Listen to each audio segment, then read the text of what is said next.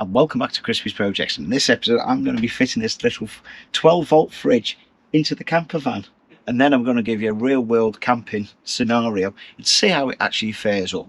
Why have I gone for a slightly different version? This is the Adventurer AD50. So I was looking online for different fridges, as you have done, and I actually found out that one of the major suppliers, and sometimes the cheapest, was actually just down the road from me. So I popped over to Jackson's and had a look what they had, and just to talk to one of the guys. So I ended up with, which was on my possible spec list, the Adventurer AD50. So why is this such a great purchase and I've not gone for the other one? I think the main thing for me was that it was a smaller ampage per hour. So this is 1.2 amps.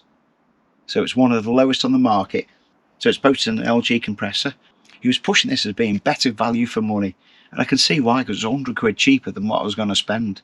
I know these fridges are still expensive, but what we've got, we'll get it fitted. So it's got somewhere to put little milk bottles and your little cans of juice. It's got a little salad tray. That is little, isn't it? You get your little cherry tomatoes in there. You get two little shelves.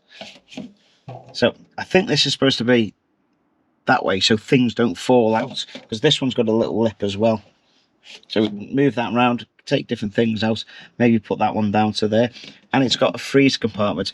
So the freezer compartment is also removable, and it's got several different settings. Another great thing is it's already got the holes ready for you to drill and screw it into your cabinets. Switch the fridge on very, very soon.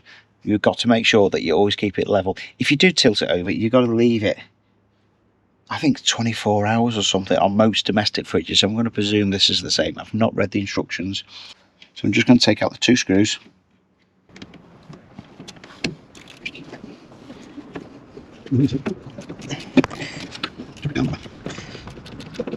That makes it a lot easier. If you're not fitting it straight away, you might as well turn it over on its side and then leave it 24 hours before fitting it and switching it on. Then we swap the leg over from that side over to this side, and the other side to swap over. It's like the little leg.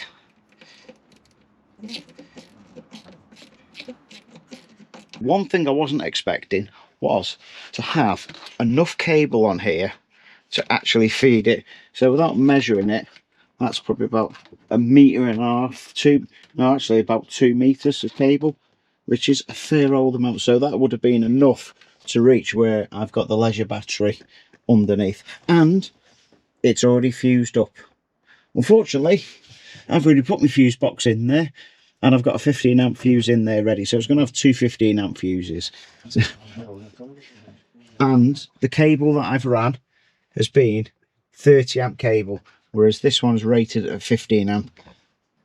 I'm going to get it plugged in, get it working, and then I can give you a full real world review on how it works. So I've put a little bit of cardboard underneath there just to help protect the floor, and we're just going to slide it in.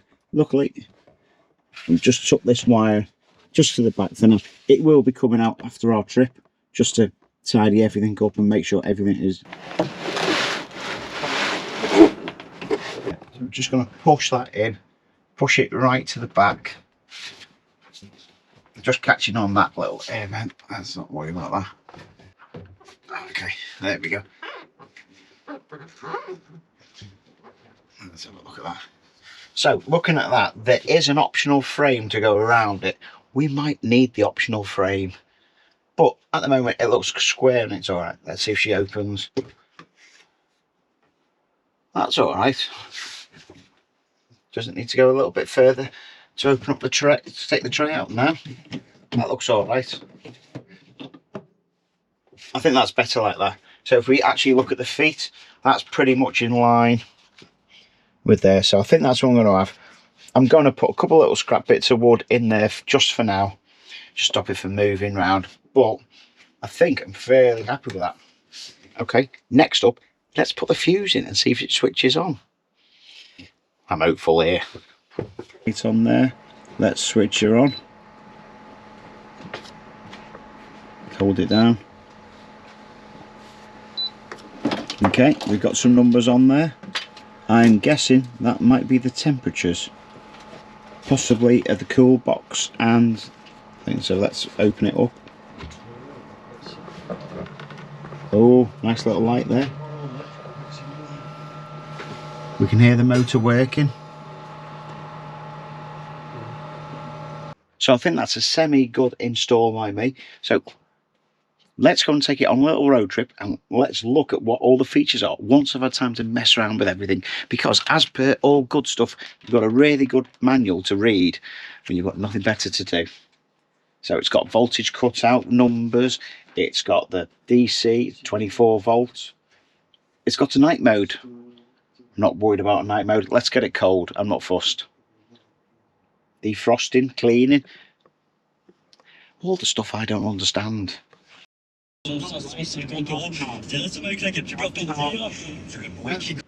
we decided to go and stop off at a local supermarket mid-route instead of doing the one actually in Le Mans, which we reckon would be quite busy. Some proper bread, bottled water, and just your general essentials, including little bits of milk, because we realised what a struggle it's going to be to get everything in that Breville fridge. So we had to prioritise what needs to go where. So this is going to be fun, because this fridge is absolutely amazing temperature wise. I'm quite happy with it so far. To be fair, I've not had that much out of it yet. Just got to work out how everything goes in. So I managed to get a fair amount in that little fridge. The Aventura CX50, VX50, well, the Aventura 50 anyway. So this fridge has been absolutely fantastic while it's been working. It does hold a fair amount, so only in France have I ever seen these sort of size milks, but in saying that, I don't go shopping very often. Holds your nice tins of juice. Save that for later on. It's good size. We've got all our frozen ice cubes in there, which is really key, because it has been hot weather. And one thing I've noticed, I've set the settings a particular way, but when it comes to closing, we've always been a little bit confused. It's not always gone there. So it's gone, we've closed it, but you just need to make sure that you've got that final little click, and that makes sure it's got a nice airtight gap around the outside of the seal. So what power settings have I got it on? So it's -17, go to 4. I can't get out of it, so I'll just leave it. If I hold it down 3 seconds, we've got 3 different power things, so that allows the lowest power setting to be there. Some of you regular viewers will actually know I've actually had a bit of a shave for a change. This is young me, this is how I normally look. 2 days later.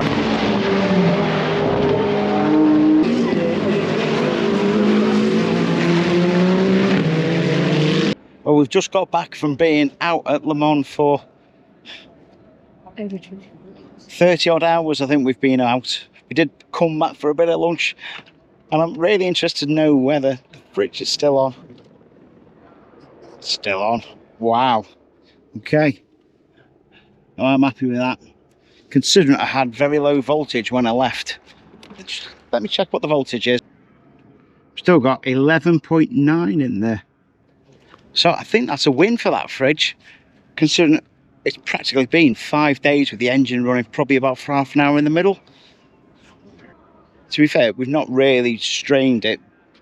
Lights of an evening, filling up chargers. So I've got some cold drink to have tonight, because it's been a scorcher of a day here at Le Mans. So when I get it home, I'm going to be able to give you a full rundown of how everything works. In summary, it actually lasted quite a long time on the single charge, without having to run the vehicle. I think the only time I did run the vehicle was for about half an hour, and that was just to add some charge. I was just being a bit pedantic and make sure everything was all right. So I've reverted back to some of the instructions, as well as looking some information up. Change the setting temperatures on these. As you can see, it's not long switched back on. So this is the freezer, that is the fridge side. It gets the freezer cold first. So we're going to hold that down.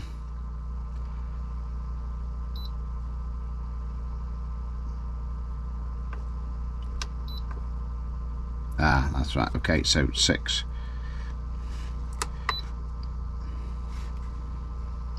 So set the temperature there at the moment, because there's nothing in there. Quite happy with 6 degrees in the fridge, and this -12 is the warmest it will get it. So see how far it will go. So -20 is the maximum setting, I think we'll be all right. -12, and then to select it, 6.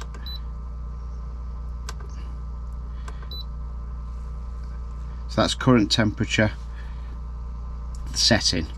So as you can see, it's gone down to 4 and it's on 10.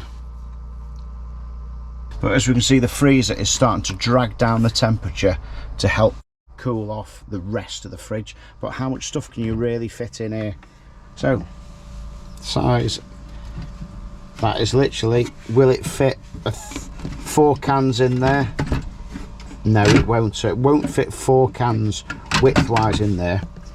This little thing is a little bit of an adjuster. Deepness, so this little fridge shelf at the back, we got a couple of fairly standard size yogurts,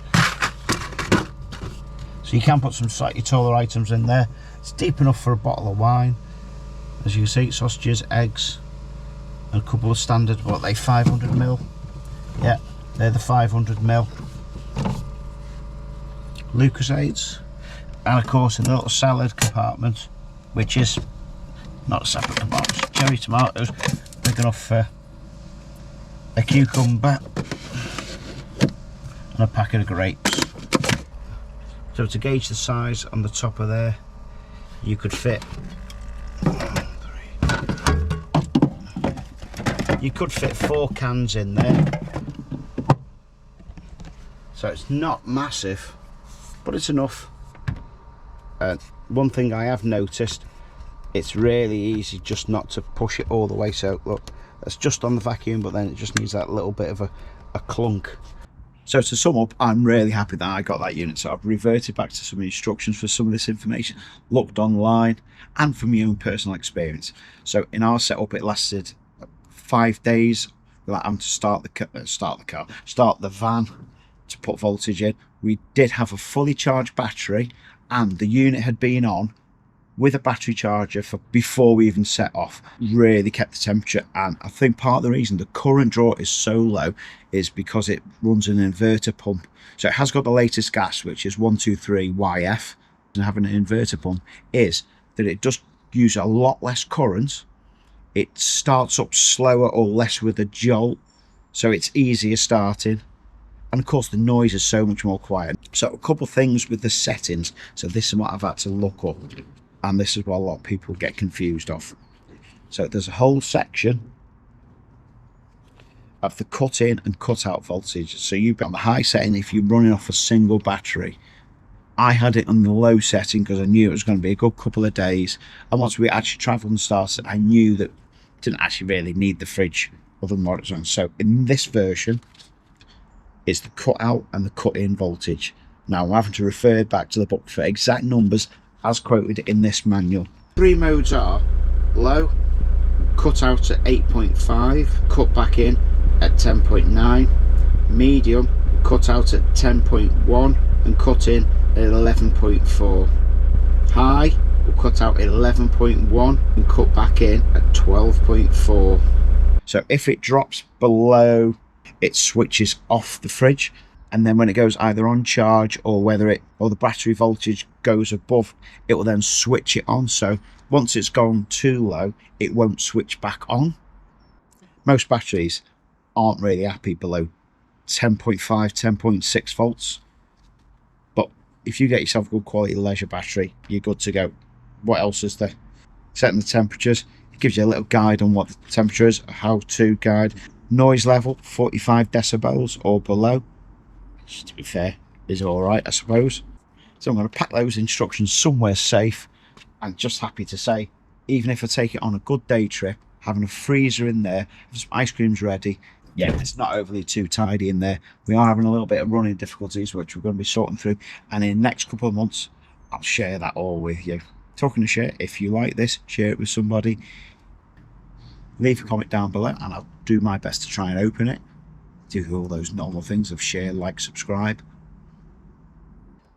So as you can see, there might be some bits and pieces in there that you could actually see through the window as I was filming this. it's having a few little issues, so we're going to run through that next couple of months. So if you're interested in what might be going on in this story of this van, next couple of months, think about subscribing. That's something that you can free to do. But our next video, we're definitely going to be either getting the Corrado out or starting another conversion. So I have got another conversion lined up for a friend of mine who just wants some of the skills I've got. He's got skills, I've got skills. Between us, we're probably skillless. Thanks very much for watching. I'm sure I'll see you in the next one.